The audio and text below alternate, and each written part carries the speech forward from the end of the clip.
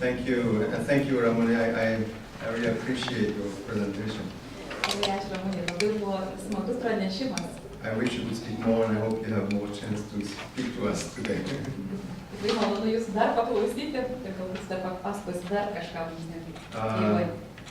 I'm sorry, I cannot speak your language. I will speak English, and so I will try to be not too long, and Roma will translate for me.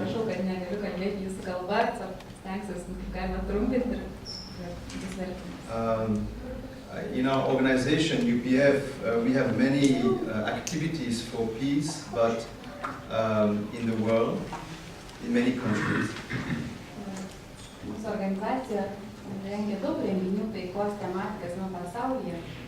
But because we know that peace begins in the mind, we pay very much attention to education, to family, and to character education. Tačiau suprasdami, kad taika prasideda nuo žmogaus vidaus, nuo jo širdies, turime labai daug dėmesio šeimai, charakterio ugdymui. So I wanted to use this opportunity to introduce you to this character education initiative of our organization. Panaudodamas progą noriu pristatyti jums tokią mūsų iniciatyvą apie širdies ir charakterio ugdymą. Actually, we began to work in this part of the world quite many years ago through our educational branch that was called International Educational Foundation at that time.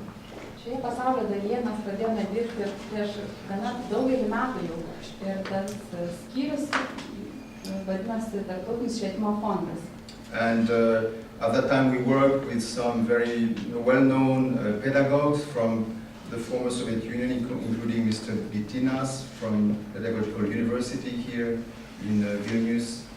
Tuo metu dirbome kartu su daugeliu žymių pedagogų iš šių šalių, taip pat ir, pavyzdžiui, iš Vilniaus pedagogijos universiteto profesoriumi Bitinu. We developed at that time a curriculum called My World and I, and that curriculum was used by many teachers in Russia, also in other countries of the former Soviet Union. Pirmoji knyga, kuris gimė iš to darbo, buvo vadinasi Mano pasaulis ir aš. Ši knyga buvo naudojama daugelį mokyklų. You have some sample of this old book in Russian on the table here. Tai labai sena knyga dabar ir čia ant stalo yra pavyzdžiai. The specificity of that approach was that at that time we were using the approach of the various great religions that were present in the Soviet Union at that time, Buddhism, Christianity of course, Judaism, Islam, Buddhism, to teach about values to young people. Tuometinis mūsų priėjimas dorovės buvo toks, kad mes paėmėm pavyzdžius iš daugelio religijų, kurios egzistavo tuometinėje buvusios Tarybų Sąjungos teritorijoje, tai iš islamo, krikščionybės, budizmo, tiesiog iš įvairių. You can consult this book. We have a few left, and we don't have them here, but if you're interested to have them, please contact Raimondas, and we can find some books for you. Just the content is quite interesting, actually. Šių knygų jau nebėra daug, iš tikrųjų čia praktiškai yra tik tai likučiai, nes jos daugiau nebebuvo išleistos. Ir jūs galite susipažinti čia vietoje, mes dėja negalime jų padovanoti jums, bet jeigu jums bus labai įdomu, tai tiesiog paklauskite Raimondo, galbūt ir jis suras jums labai. We organized also at that time many teacher training programs. We had classroom teaching. Many teachers used this material in their own classes in schools.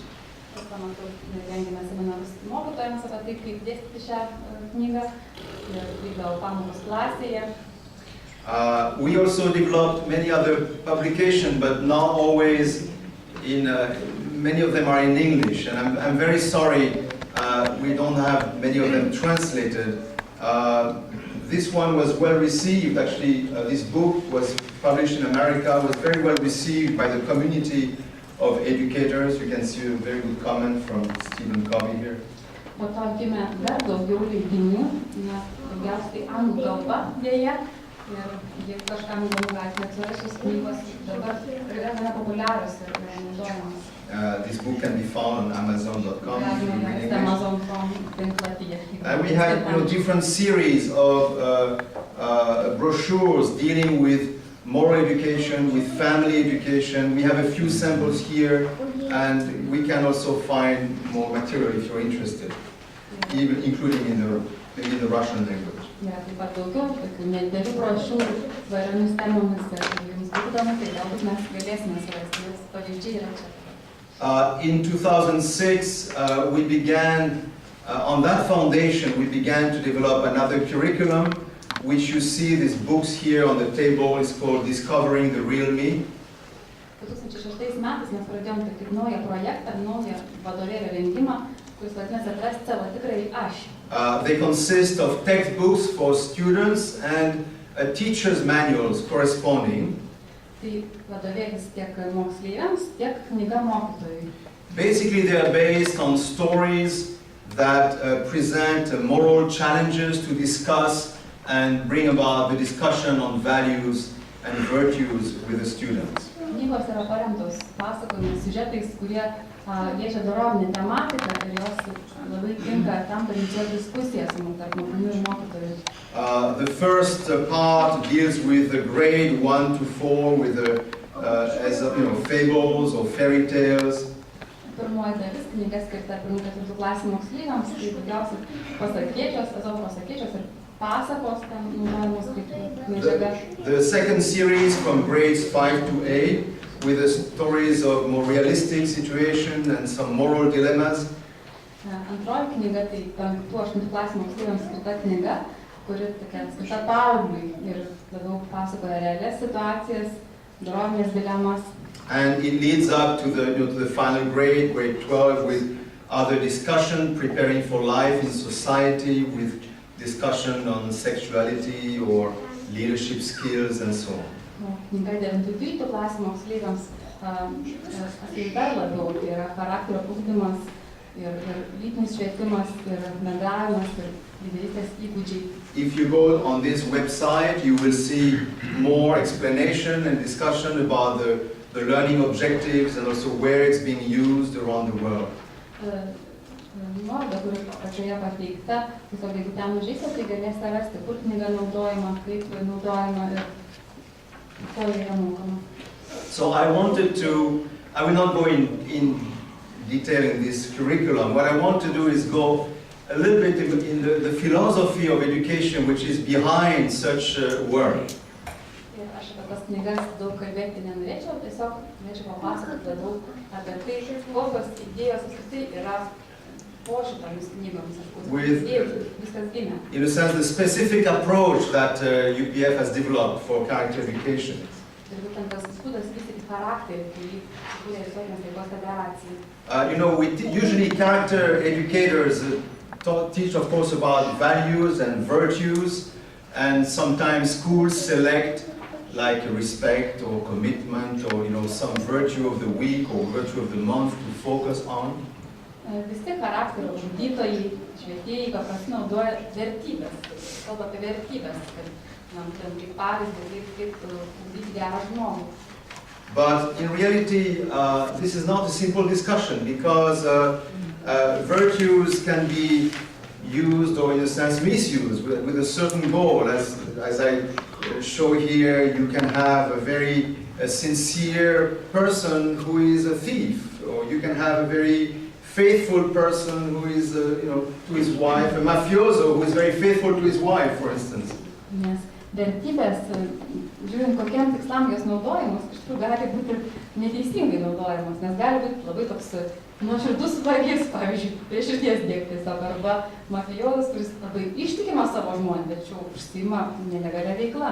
You can have very loving couple of young men and women who are terrorists and killing a lot of people, as we saw recently in Kenya. Ir gali būti, sakykim, du jauni žmonės, labai mylintis, labai gera šeima, kurie savo gyvenime yra teroristai ir yra pasirengę užžudyti daug žmonių. So our approach to teaching character education is that we give a framework of what we call the life goals framework.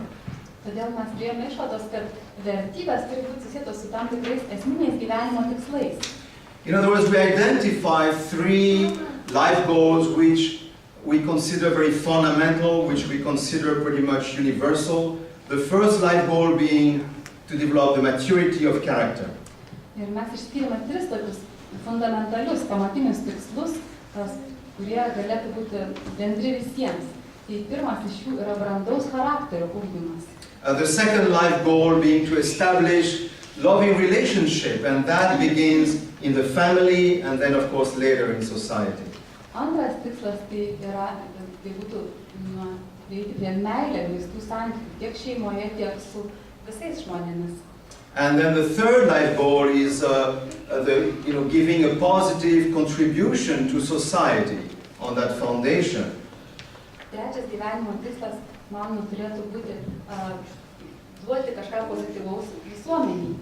So we think that these life goals are very, not only they give purpose to life, but also they are very important as a path to help develop character through life. Ir šie 3 tikslai, tos gairės, suteikia puikų tikslą visam gyvenimui ir leidžia iš tikrųjų žmogui vystytis per gyvenimą. When we see values which are universally recognized, or virtues which are recognized universally, like responsibility, respect, caring, and so on, we find that they have something in common. Kai mes matome vertybės arba dorybės, kurias visuotinai visi pripažįstame, yra vertybės ir dorybės, kaip sąžiningumas, darbštumas, pagarba, gailestingumas. What they have in common is that they imply we put a focus on the other in priority over the self. Visos šios dorybės turi kažką bendro tarpusavy. Ir visos jos reiškia, kad mes suteikiam pirmenybę kitam, o ne savo. In other words, of course, we think and the self is very important, but this is essentially what I would call selfless love, or altruism, you would call it. What we call here true love. Kiekvienam žmogui, aišku, jis pats yra labai svarbus, save saugoti yra labai svarbu, bet vis dėlto čia mes matom kažką, ką vadinam prastai altruizmą arba besąlyginę meilę. In other words, we find that all these virtues have as a common denominator the idea of a selfless love. And that selfless love is also the center of these goals that we just defined. Visų šių dorybių toks kaip bendras vardiklis yra besąlygiška meilė, yra gyvenimas dėl kitų. I think we share many things in common with your Human Pedagogy Association because we emphasize very much about the heart. And we do emphasize the importance of the heart as the foundation for character. Manau, kad turime daug ką bendro su Humanės pedagogų asociacija, nes mes taip pat pabrėžiame širdį, žmogaus širdį kaip tą meilės būtent impulsą. Because the source of this selfless love or true love, ethical love, is the heart. And the heart is we could say, is this impulse to seek for joy by being loved and by loving, through loving and being loved.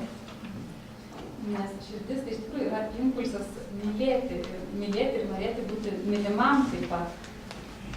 Mes norim dalintis meilę. Even a very young child, a baby, needs an object to grasp and to love, and need someone who loves him or loves her, that takes care of her, so that personality can develop in balance. Net mažas kūdikis taip pat reikalauja kažkokio tai objekto, kam jis galėtų išreikšti savo meilę, iš ko galėtų gauti meilę, jam tai yra būtina. And of course the place where the heart truly grows is nurtured in the family. And so for us, when we talk about character education, of course the root is in the family, and we pay extremely important attention to the family. Vieta, kurioje mes patiriam tą tokią tikrą etišką meilę, tai yra šeima. Praeidami visus etapus mes patiriam meilę nuo mažiausios srities iki aukščiausios. We can say in the family there are 4 realms of heart. In other words, 4 different realms where our heart is challenged to grow by practicing some virtues, some values in relationship with people in a different way.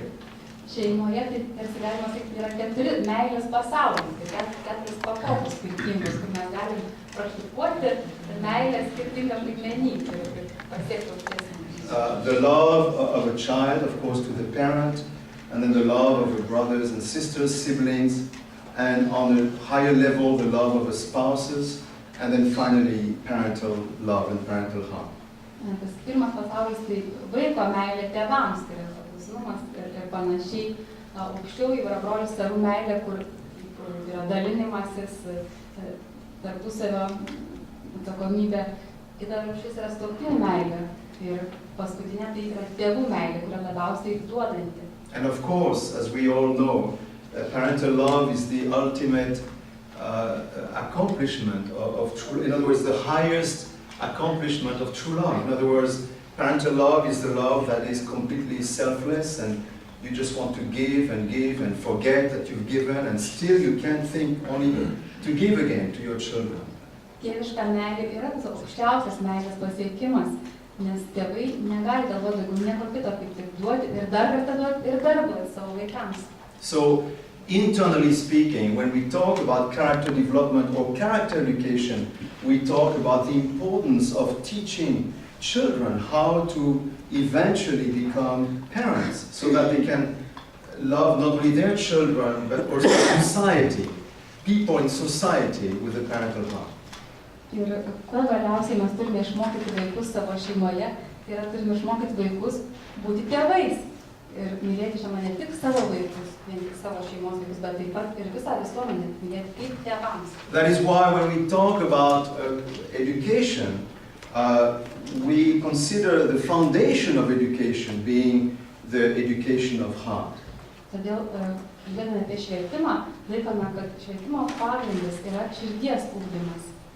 That means you would say the first moral goal of education in our understanding is how to teach, as I think Ramona said very well, it's the same. I think, how to teach children to develop that ability to develop a loving heart that begins with control of self-control of course, but then how to really love, how to really expand and think about others and gradually, take responsibility for something higher than the self. Ir tai yra mūsų pagrindinis tikslas šeimoje, taip pat ir Ramona kalbėjo, išmokyti vaiką mylėti vis labiau ir labiau. Ir tai taip pat reiškia, kad kartais reikia susilaikyti, mokėti ir turėti valios taip pat. Ir vystyti save taip, kad taptum brandaus charakterio žmogus. In other words, to teach the child how he can or she can take responsibility later, for her family. Even for her nation. This is through education of heart that even patriotism begins. Būtent per šitą širdies lavinimą mes galime išmokyti vaiką, kaip jis galėtų būti atsakingas pats už savo šeimą, taip pat už savo tautą, nes čia yra patriotizmo pagrindas. That means through many stories, through many ways, through practices of service. There are many ways to teach the child from the young age. I think I'm sure many things can be taught by Human Pedagogy Association, but most important, of course, is the loving teacher. In other words, the teacher with the heart of a parent, in reality. Ir yra daug būdų, kaip išmokyti vaiką atsakingai elgtis ar mylėti, tai ir doroviniai pavyzdžiai ir taip pat vaiko įtraukimas tam tikrą veiklą. Bet galiausiai, apie ką mes kalbam, tai yra tai, kad vaikui reikia mokytojo, kuris jį mylėtų, tai yra kuris vaiką traktuotų taip, kaip tėvai elgiasi su savo vaiku. In other words, teaching with a parental heart and leading society with a parental heart, we believe is a fundamental to solve many of the conflicts and problems we have. Mokyti vaikus su tėviška širdimi ir taip pat vesti visuomenę su tėviška širdimi, mes manom, kad tai yra būtent būdas, kaip spręsti daugelį socialinių problemų. The second, I would say, level of education is the education of love and relationships in the family, beginning in the family and expanding into society. This is what we call education of norms. Antras švietimo etapas, manome, yra tam tikrų normų pristatymas ir mokymas, kokie turi būti santykiai ir kokia yra jų etika. In that sense, we believe that the family is so crucial in reality. We all know this, but it's something that is today very much in controversy, and we believe that this whole discussion on family issues today is a very important to bring to to understand, to pierce through this kind of confusion that we see today and understand how crucial it is to strengthen marriage, to establish healthy and strong families. Ir iš tikrųjų tas šeimos vaidmuo taip pat yra labai kritiškas ir šiame etape. Ir be abejo visos tos diskusijos apie šeimą, kurios vyksta šiuo metu, aišku, kartais jos neša netgi sumaišties apie tai, kokie yra vaidmenys, kokios yra rolės. Tačiau vis tiek yra be galo svarbu suprasti, koks yra šeimos vaidmuo, stiprios santuokos vaidmuo. In our democratic society, we emphasize very much the value of equality, which is very important, but many times we emphasize rights more than responsibility, and then even though we search for equality, there's all kinds of conflicts, and we live in democratic societies where there's a lot of conflicts because usually, in a sense, rights prevail over the sense of duty and responsibility. Demokratinėje visuomenėje mes labai daug kalbame apie lygybę ir apie teisės. Ir dažnai teisės yra pabrėžiamos labiau negu pareigos arba atsakomybės. But what is most important when we talk about ethics, family ethics, we pay very much attention to sexual ethics, because in the forums of heart, the couple's relationship, in a sense, is the most important. It's like it's like the transition from this horizontal love to this vertical love, and so that relationship is the most sensitive. And sexual ethics is, we believe, so important to strengthen in the child, or as he grows up, an adolescent.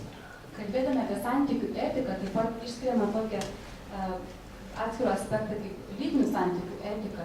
Iš tikrųjų mes tikime, kad šie santykiai yra labai unikalūs ir svarbus ta prasme, kad jie yra tam tikras perėjimo momentas tarp horizontalios draugystės ir vertikalaus perdavimo vertybių ir viso ko.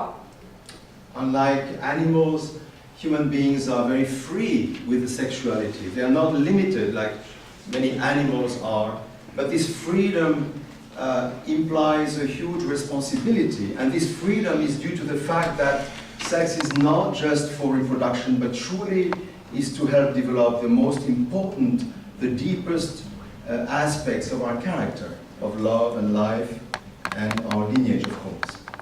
Žmonės yra laisvi. Jeigu, sakykime, gyvūnus riboja tam tikras sezonas ar panašiai, tai žmonių neriboja niekas, tik jų pačių vidinis nusistatymas ir normos. Tačiau yra labai svarbu suprasti, kam yra būtent skirta lytiniai santykiai. Today we talk very openly about sex, or some kind of a freedom of sexuality. You can read many articles as if people are liberated by having so-called a free sexuality. But in reality, sexuality which is not within ethical norms is very hurting and very damaging and very painful, because it hurts love, it hurts life, and many times it hurts the lineage. Šiandien labai daug kalbama yra apie seksą, tarsi visi išsivadavo, išsilaisvino ir visur mes apie tai girdim labai daug. Tačiau tas seksas be etinių normų iš tikrųjų gali būti labai skaudi patirtis tiek gyvenimo, tiek žmogaus atžvilgiu, tiek meilės atžvilgiu, tiek jo giminės atžvilgiu. This is why when we talk about character education, we emphasize the importance of responsibility towards sexuality, towards our conscience, towards our spouse or future spouse, towards our children or future children. And this is why we very much emphasize what we call pure love education in our character programs, and you will see this is very much emphasized in our textbooks here. Ir todėl mes labai pabrėžėme atsakomybę. kad aš turiu atsakomybę ne tik prieš savo sąžinę, prieš savo sutuoktinį arba būsimą sutuoktinį, prieš vaikus arba būsimus vaikus. Ir todėl labai pabrėžiame tokią tyrumo svarbą, ištikimybės svarbą ir čia tai atsispindi taip pat ir knygose. This curriculum, my Mir Iya, was made in 2 volumes. One was called The Way of Unification. It means unification of the mind and the body. And then one was called The Way of Love. And they're dealing a lot with relationships, particularly, of course, with the sexual relationships. Knyga Mano pasaulis ir aš susidėjo iš 2 dalių, kuri pirma buvo skirta savęs ugdymui, o kita santykių ugdymui, taip pat skaitant ir lytinį švietimą. And finally, on the top of that, we have what we call education of mastery, which is on the foundation of heart and norm education, which is, of course, essentially school education, which is academic, technical education, art education, and so on. Ir trečias švietimo komponentas tai yra tas akademinis išsilavinimas, meistriškumo ugdymas, talentų ugdymas. But we all know that such intellectual education, technical education should be very much based on ethics, on norms, how to teach children or people, young people, how to balance their desire for personal gain at the same time, serving society, serving the whole purpose.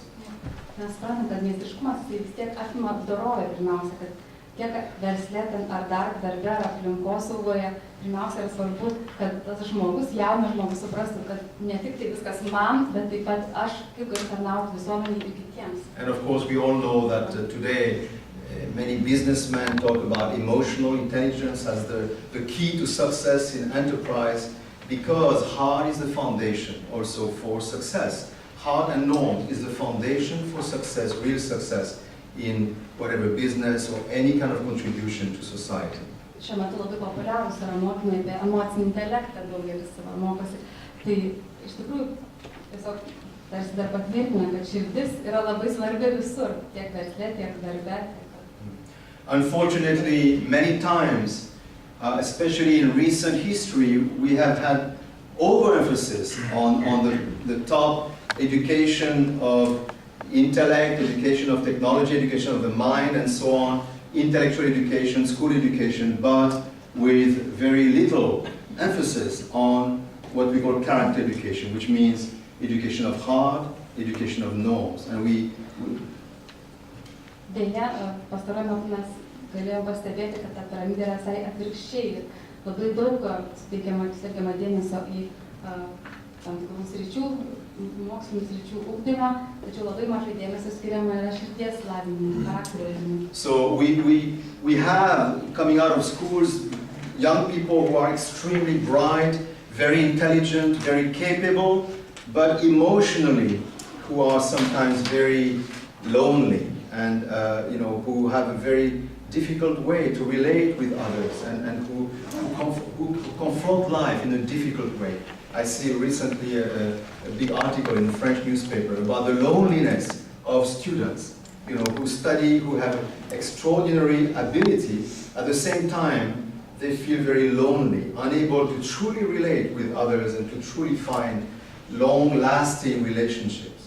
Ir šiuo metu iš mokyklų išeina daug puikių mokinių su daug gerų pažymių, daug gebėjimų, tačiau dažnai tie mokiniai patiria, tie žmonės patiria vienatvę, nesugebėjimą bendrauti su kitais ir netgi neseniai skaičiau laikraštyje straipsnį Prancūzijoje, kur yra vienatvė.